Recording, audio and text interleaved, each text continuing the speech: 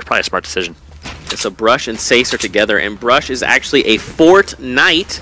So if you guys are cheering on as a fortnite, or that's the team that you support, Brush is looking to make some comebacks here, as well as add points to your team. Yeah, and as we have a second to breathe here, of course, as I say that, looks like some action's going to break down. Jared FPS. Grenader Jake, no! I feel like every time we're talking about Grenader Jake, he's not, I feel horrible. He's getting eliminated. I'm sorry, Grenader Jake. I'm bored with Jared FPS now. He's going to be chilling right now in this scenario. I love Jake. I had the pleasure of casting him with him during the day at PAX, and he's just a super nice dude. That's awesome. I just realized I casted with like so many people during the day. It's amazing. What has this journey been? Yeah. Oh my god. You deserve it, my friend. Sometimes I just don't stop to think about things. We just move so fast. So I literally couldn't sleep last night. I was so excited. I think I haven't been in this type of situation since I was a kid before Christmas. It was amazing. I had the reverse effect. I laid down in my bed, fell asleep. Oh my goodness. It is an absolute honor. You have no idea how much it means to be here. Meanwhile, big fight. Turkey Lips versus Cypher. The fight we called out earlier is finally going to break down. Turkey Lips is going to get tagged up. Nice shot by Cypher. Ninja's coming in, I believe, as well. Should be rotating soon. I think Ninja's still in the fight here somewhere. Turkey Lips in a world of hurt now, as Ninja's actually going to get shotgunned by Exis, so Ninja gets taken out. And Cypher's going to be the only one alive for that team. Representing Bush Bandits. And Sace, though, they heard these shots. Look, Turkey Lips is literally one grid space over and one grid space up. And now look, there's Cypher. Oh, no! Oh, no, friendly fire. All right, they were friendly. Good. It's okay. I thought he was gonna. I thought some dangerous things were gonna happen to him. I was gonna be like, that's impressive if that was like a him by himself type thing. Yeah, yeah. Or if someone else fired through the window. Through the window instead. Yeah. That'd been ridiculous. That would've been nuts. But look, Sace is down, so now Brush has to get him back up. It looks like he should be able to do here. He's getting the revive. Loves dropping, Fatal Field, Dusty, Divot, and Salty Spring. So Sice likes to drop towards center of the map from what we've noticed in conversations. Let's see what happens here. Turkey Lips still alive. Look at Turkey Lips back to nice position for HP. And Sice going to be able to heal up here. Looking at the kill feed. Poach takes down Kenneth. Hart takes down Parallax. I saw that Symphony and Punisher are down as well. We saw them get eliminated earlier on in that kill feed. Look at this interesting fight. Cypher on a 1v1v2 is the current situation for Cypher PK. Oh god, look at Jay Cuddy, and B, I think that's B as well is going to be rotating through. So more fuel is added to the fire here. A gold grenade launcher with 18 rockets. Expect some great GLs from Cypher. He's going to let him rip here. Smart play, Cypher alongside Nick A30, one of the most intelligent players in Fortnite. You love to watch his stream because you learn a lot, that's for sure. Let's see what he can do here. Zay takes down Brush. Zoof takes down Hogman. Cuddy eliminates Brush. Zoof eliminates Hogman. Oh my goodness. Leopard takes down Ham Hart. I mean, now that we're forcing players together here in one of the final few circles, I mean, the action is definitely heating up and players are going to have to fight each other now. Exactly. Let's take a look. We got 35 players. Left, so you know. Wow, I don't know how we do this every time, but people stay alive for so long. Yep. And look at Cypher, such a Cypher move to have 999 metal, 519 wood, in a good position with resources and mats. You let him rip. Not able to connect just yet. But those gold grenade launchers do so much damage to cover. You expect him to go big. Let's see right now on screen. You see Brush with 4 limbs. Eliminations. Yeah, so Brush had Ninja 4. had 2. I don't see Cypher on there though. So Cypher has 1. So Cypher needs 1 elimination. You guarantee that Ninja is telling him, hey, play this slow. Try in third party 1 elim. We'll get a point there. We'll be in a much better spot. Cypher's gonna do it. Actually, nope. Sorry, he just got 1. Dang. I thought that was his second. That was actually his first. That he had 1 down. So well done by Cypher to pick up the first at least. And now, I mean, look at the new safe zone Fallout. It's north. They have to go so far. Yeah. And Cuddy's down, but it's B-Sox is down? B-Sox, Cuddy's down. Cuddy's down, and the B-Sox is getting him up. There you go. Yeah, exactly. There and Cypher actually, I think I saw him drop his gold grenade launcher. He ran out of rockets, so I'm not sure if he's going to leave that in the ground or hold it just in case he picks up some more rockets. We'll find out soon. Meanwhile, Jared FPS, no heals, no mobility, all damage. So interesting loadout for Jared FPS right now. Maybe his teammate Yellow is playing more of a support role. That's something that we love in duos compared to solos, is the introduction of roles and role players. Let's see what's going to happen here. Man, dude, 30 seconds. They need to start moving into this new safe, so we're going to see players start to scramble. Yep. And, I mean, we're going to start seeing eliminations come out. Cypher's still alive. Cypher PK, former teammate of Nick's. We know what he can do. And he's such a smart player, putting himself in a good spot, catacombing up. We see Tfue do this very often, where he puts himself in a nice 4x4 catacomb and posts up. Cypher's going to do the same exact thing. Smart plays from him. Meanwhile, Zoof going to jump on board with him from Chicago, representing Cloud9. He has a great ability to track and follow his teammates in fights. That's one thing, if you've probably played squads or duos, you know it's easy to lose track of your teammates. Zook is very, very good at that. One thing he thinks he can do a little bit better is rotations. He feels like he can make better calls on rotations. He's, of course, working on that. Big shot to Zoof. And I'm excited to see what he can do right now. He currently has 2, I'm not sure how many eliminations. We'll let you know as soon as we find out. There's still so much happening. Now we're down to 24 players, 30 seconds, and then the storm will start to move. This new safe zone has shifted back inside Dusty. Look at Bizzle's reactions. Zoof puts one tag in him, and immediately Bizzle shoots and starts firing in within a millisecond. That's how good Bizzle is, how fast the reactions he has. Ghost Gaming and Bizzle, known to be some of the best individual mechanical players in the game. Oh God, you hear that rocket launcher. You know what I want to see? I want to see him open up that wall, Zoof, and then start grappling. Just start grappling aggressively and just shifting where he is. Yep. I want to keep a close eye on Cypher PK. Perfect. It's almost like the production team heard me. Gonna jump on board with him. He's gonna drop a little bit here. Want to see him hold his high ground. Play patient. He needs one more elim. Finds Bizzle, but Bizzle is tough to eliminate. As Cypher gonna get flanked here. Needs to watch his back though. Bizzle could tag him up from behind. He's not going to. Cypher gets the high ground. Good positioning from Cypher. Good patience from Cypher as well. One of the best at that as well. As he's going to be able to maintain high ground here. He's the only person alive who's holding high ground. That goes to show how good he is. Oh man, he was really stressing me out there with those builds and the building up and then building down with the ramps. Great mechanics though. Yeah, it's very hard to do that. And he just has to stay patient here, Zeke. He has high ground. Eventually he's going to find a knock. Eventually he will. It's going to open up. Stay patient. Find a knock on any of these little ants that are crawling underneath you. And one of them is in the form of Merksman. He's looking at Zayt. He's looking at a lot of these open opportunities.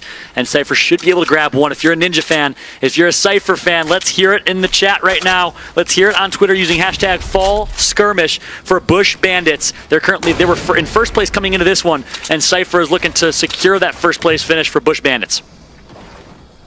With 17 players left, Fallout.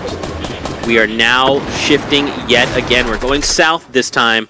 So again, Cypher is just looking for an additional elimination. One more elimination would put him and Ninja at 1 point, which would be huge. Massive. Coming out of this game. And if he can just survive to the top 5, he'll get another point. Oh my gosh, both huge opportunities for them. They need your energy. Cypher has a huge task, a mountain to climb ahead of him. Alone in this one, he's still alive. Jared FPS gonna get taken out. Someone plays themselves, so no elimination picked up there. And Cypher still has high control. Look at high distortion. Very tagged up. He's going to start bandaging up as well. Cypher staying patient. Look how patient he is here. So many players would have dropped and tried to chase an elimination. So many players. Not Cypher. Not Cypher. I mean, that's right, man. He's just waiting. He's literally waiting for one player to make a single misstep. He's going to take advantage of that. But what's really scary is how many players, how many names we see still within this circle. You've got the likes of Animal, High Distortion, Merksman, Zayt. I mean, there's so many terrifying names here. Yeah, and look at his mats too. Cypher's very cautious. He dropped to the low side, so he got rid of the steal that he had. Bizzle with the flank.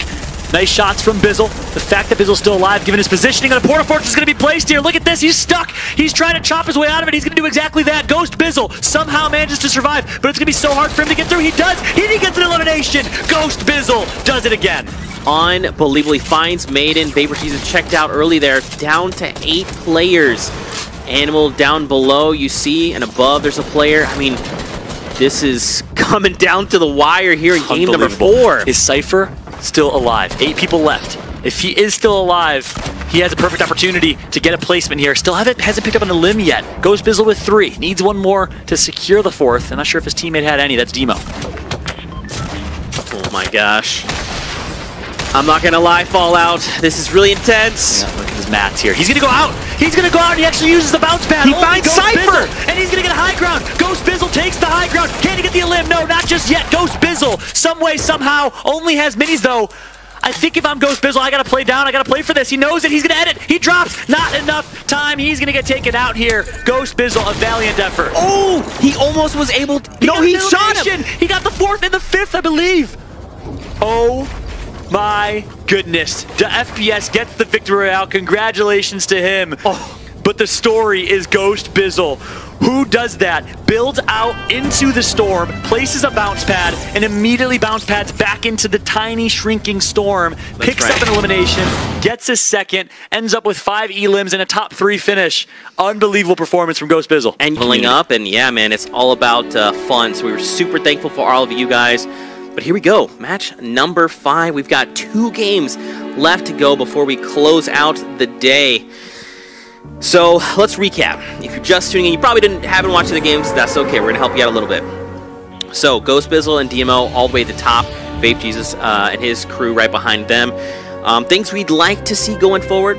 We'd like to see more tools used, right? We want to see more of the grappler. We want to see more of that shockwave grenade. It's very useful, and we just need to see more of that, man. Even Porta Fortress would be great to see. And I mean, so one thing we actually saw from EU in like one of the last few games was the Loot Lake. Yep. We got to see Bouncy Loot Lake. I have not seen Bouncy Loot Lake in NA. Come on, guys. Kevin got melted. Kevin, of course, is the floating cube that we saw all of Season 5.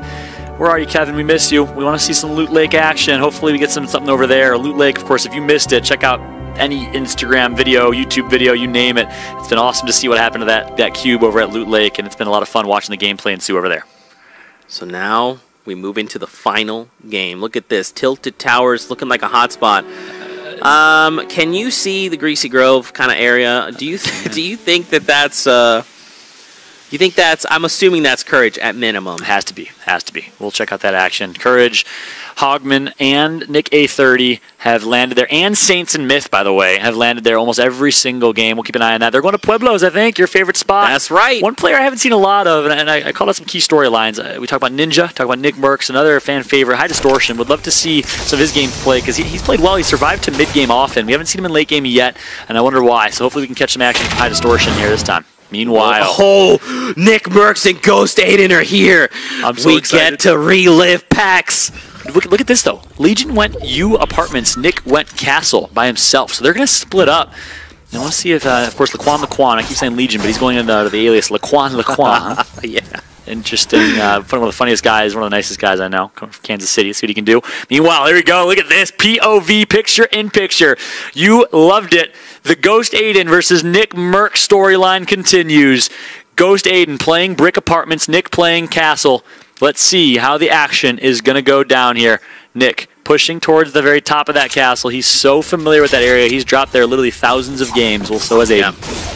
I mean, I enjoy seeing 2 Titans clash, so I hope that they eliminate everyone else, and then it's just a 1v1 between Nick Merckx. Look at this. Reverse, going to build up to high ground. Him and Legion have a 2 versus 1 here. Meanwhile, Aiden is just looting up. He hears the fights. He wants to be a part of it. Nick, he's going to get a great shot into reverse. Can't get the down just yet. Smart decision to back out and reset. He's going to try and let his teammate clean that up. Ghost Aiden enters the fight. Nick needs to be careful here, as it's going to be reverse that knocks Legion and almost gets the elim. Ghost Aiden's there as well. Oh, no. It all comes down to this. Nick Merckx gets taken out by Sofa. That's Ghost Aiden's teammate. And once again, Team Aiden comes out on top. This is really... Okay, all right, let's talk about this, right? So, I don't think the player up top saw Ghost Aiden. We'll come back to them here in just a moment, but let's take a look at this fight going down. I don't think they saw Nick Merckx disengage there. But interesting situation. Oh, FaZe Yellow kills, eliminates FaZe Replays. So Replays is out. Nihilise left in a 1 versus 2. Let's see what she can do here. Nice job by Jared, just laying down some support fire. Talk about the addition of roles and duo plays. You have a support player. You have a kind of a main slayer who's playing a little bit more aggressive, and you see it play out right there. Well played by Jared to play some support, letting his teammate Yellow do some amazing work. Absolutely. They find the elimination of Nihilise. Should be knocked down here, but back over. I mean, check this out. So... painful. Over. So Nick Merckx is down, I guess. Yep. Yeah. Reverse 2K. Was the one that took out the elim. Is there more? There's an extra duo here. Yeah, it's Painful Intendants of VGJ. Mm-hmm. Okay. And currently and representing Rift Raiders. So Rift Raiders, who started with 0 points. Painful's going to try and change that tide as much as he can. Reverse 2K immediately gotten taken. Of course, it's Ghost Aiden who secures that down right there. And now they're just looking to close in. He's got to try to be careful, though. He wants to be sure not to run in. A sliver of Hezi, and he connects for the shot. Aiden out with an LMG. Smart play from Aiden again. Low health. Aiden comes out on top in that one. Of course, Sofa of Trouble Boys doing some great things. If you're just tuning in, that Trouble Boys roster, it did announce that they're signed, but not announced who they're signed by yet. So that's another interesting announcement. Keep an eye on that if you're a big fan of Fortnite and the Fortnite community. That Trouble Boy roster is going to be fun to watch.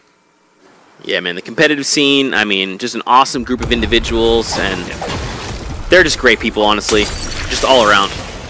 But back over to Greasy Grove. All right, so we know Hogman's here. I'm assuming, yep, there's Pupper. Typical Gamer and Courage. Okay, so, Courage is definitely here, because they're the little, what color would you call that? I call that a nice tan. A nice tan. A tan color. Tan. Okay, there's, you see Courage. He's down on the right by the gazebo. There you go. Getting as many mats as he can here, trying to get at least 200 wood. And here comes the grenade, just trying to break as much cover as possible as typical Gamer. Okay, so he blows open that little structure there. Now he knows that they're not down below, so he's probably assuming they're up in the house. Yeah.